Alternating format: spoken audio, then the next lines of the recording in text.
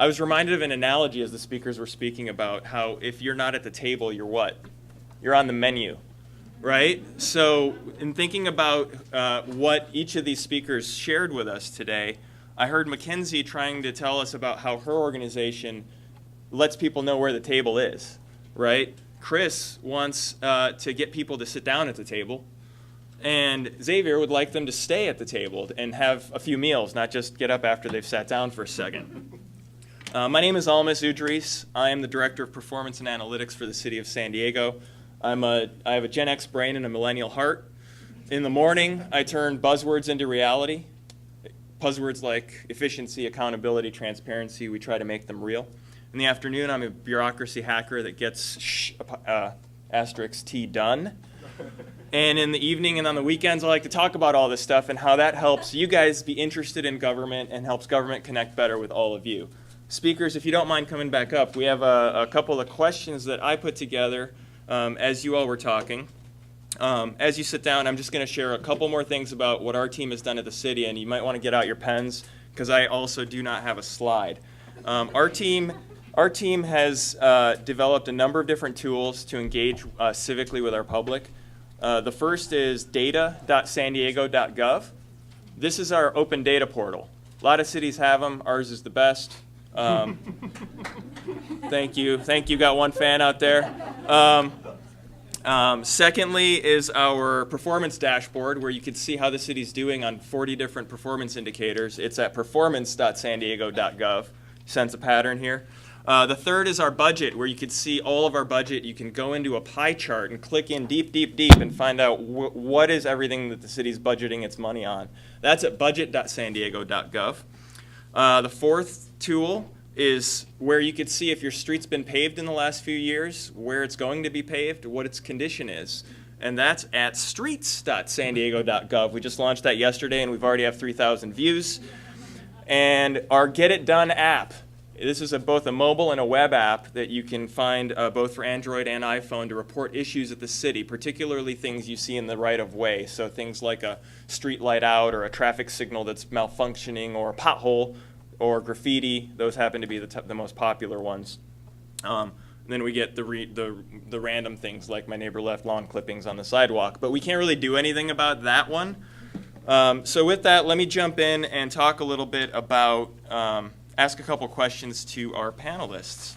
So I heard a lot about different ways to engage voters, get voters interested in voting, get them to the voting booth, get them to stay.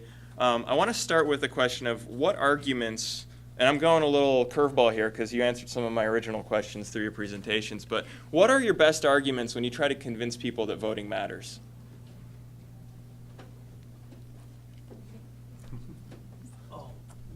Y'all gonna have to speak up because I ain't scared. I'll talk all day. When we go out and talk to folks, for instance, right after we got the Washington Post research on 18 to 30-year-old voting, we went specifically to 18-year-olds and said, why don't you vote? Why don't you participate? And their response was, well, because we don't have information.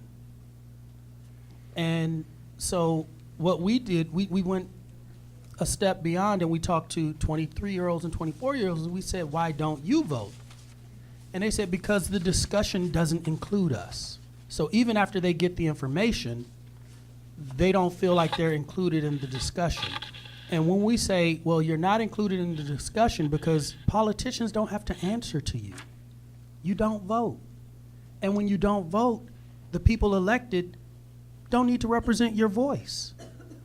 They say, oh, and we say, so if you vote, you show them that these topics, these ideas, these solutions are important to you, and then they have to listen. And then we also go and give them information about voting. When you registered to vote, what did you get in the mail? You got a voter registration card. And you may have gotten a note that said, thank you for registering to vote. You are now eligible to vote in all California local elections, or something of that nature. But when did you get a pamphlet that told you how to vote in the booth? Never. When did you get a pamphlet that told you how elections work? For instance, when you vote for city officials? When do you vote for state officials? How often you vote for Congress and Assembly or Senator? Never. So we started giving people that information, and we started seeing the numbers increase. So the best argument for getting people to vote is to give them the information that informs their voting. People don't want to feel dumb at anything. And so when they have information, they do things differently. Yes, actually, that's really interesting because I had the exact same conversation with a young gentleman yesterday while I was registering young people to vote. So that was like a flashback to yesterday a little bit. In addition to that, all of those things are absolutely valid, and I believe those things as well. I also like to encourage students that we can make a difference on the issues that matter, because sometimes, there's a lot of obstacles in our way, campaign finance reform, and realizing that politicians don't represent you. And so sometimes it feels like an uphill battle, but especially with my student org, for 40 years we've been making huge impacts in our state and our country. And I like to bring those results up to students and say, we made those changes because we lobbied our representatives. We made politicians listen to us, so we can do it. We just need to band together, encourage each other to come out and vote on the propositions that we put on the ballot. Prop 67, we put on the ballot because of an 8-year battle. Fortunately, the out-of-state companies made us put it on the ballot, but we put it on the ballot. So I like to encourage young people to remember that they can make a difference if they go out to the polls. And Xavier, maybe I'll rephrase it for you in terms of civic engagement and engaging with their city or their government. What are your arguments that you use to encourage people that that's important, that it matters? Well, I generally don't have to make an argument because we look for things that people are already concerned about. And I think that once they're given an opportunity to actually explore the question and put their input to it, and if there's a tool that they can help build, or even doing user testing is helping to build a tool, then I think that is for some people maybe the first time they've actually engaged civically, and that can be a way of getting people to actually think that their vote is important as well, to just actually be a part of the process and to understand how their input actually makes a difference. Staying on the voting issue more specifically, so who, I noticed McKenzie's slide that said, is it a democracy if people don't know how to vote, right? I'm paraphrasing because I didn't have time to jot down the exact words, but I think it's essentially that. Whose responsibility is it? What are the different stakeholders or groups or structures that exist out there that should be providing all that information, and what are some tactics or tools that you've all experienced as to how we could do better on that? Because I could see anything from age 0 to the end, having options at your disposal. So if anybody'd like to speak to that.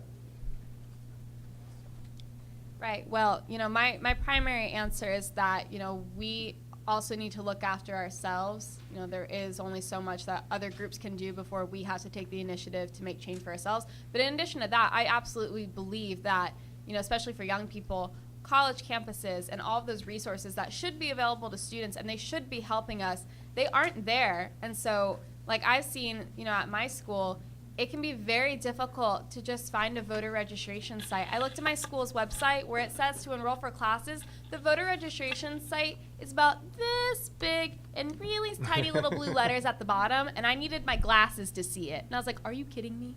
What? That's my college campus. What on earth is going on? And so that's really difficult. I never got a campus email of where to vote. I had to go figure out where to vote for myself. So, colleges, universities aren't doing their job. I think that we can absolutely do a better job in state government to send out more information. Radios, I thought that was a great idea. I was like, oh my gosh, 91X told me when election day was. That would make it so much easier to vote.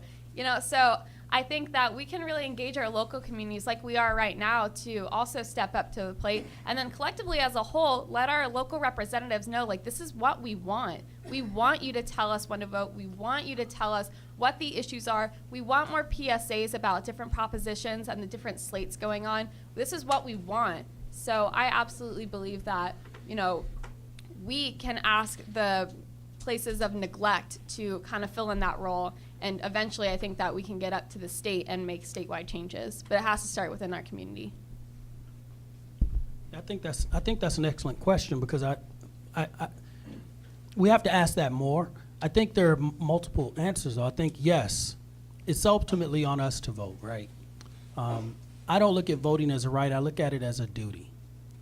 We live in a democracy, and it's not just about voting, so I can appreciate what Open San Diego does. It's about being a participant in our government, in our civic process, and not everything happens at the ballot box. But specifically speaking to voting, we elect people.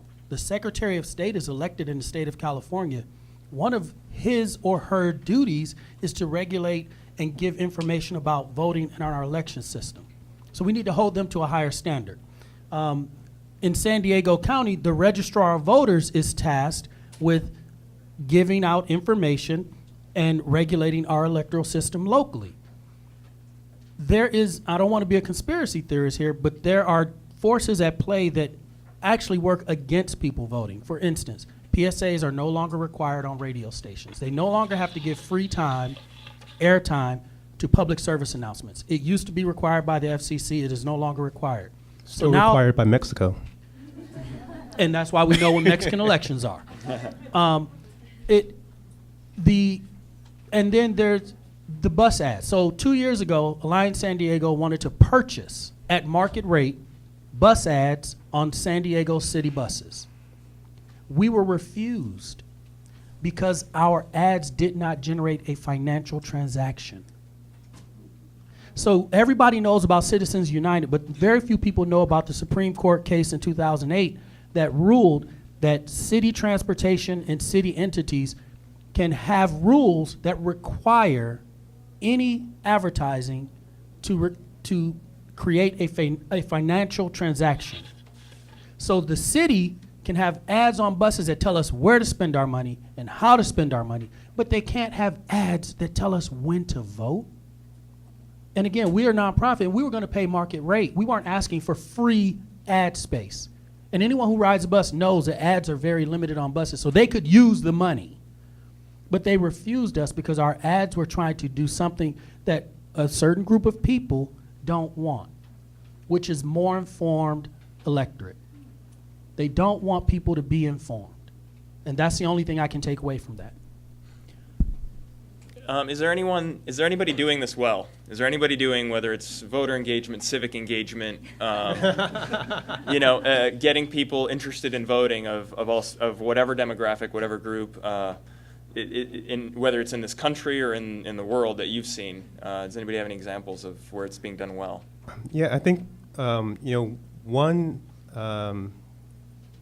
thing that stops people from voting is that they're not engaged, and they might not even ever get the opportunity or get like an invitation to be engaged. So one specific group of that is there are a lot of ex-offenders who are out there who assume that they can't vote, right, all across the country. They're just people who actually, and the laws are different from state to state about who can vote depending on if you had a felony conviction, if you didn't, how long ago it was, and all of that.